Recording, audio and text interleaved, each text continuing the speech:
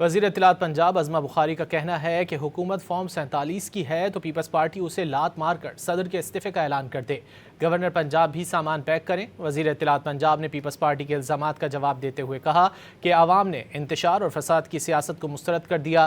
واضح کیا کہ پیپلز پارٹی کی قیادت اپنی غلطیاں کوتاہیاں چھپانے کے لیے بلاول بھٹو کو غلط رپورٹس دے رہی ہے۔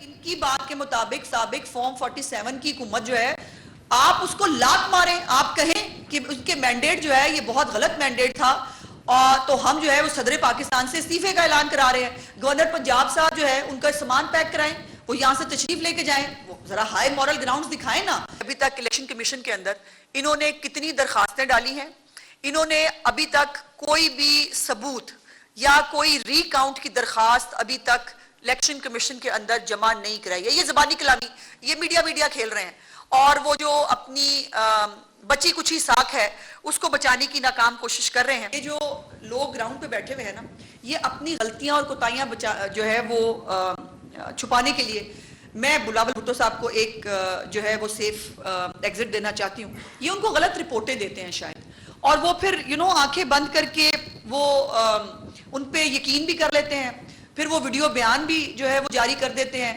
حقائق سے اور جو حالات ہیں ان سے ان کو بالکل کوئی علم نہیں ہوتا۔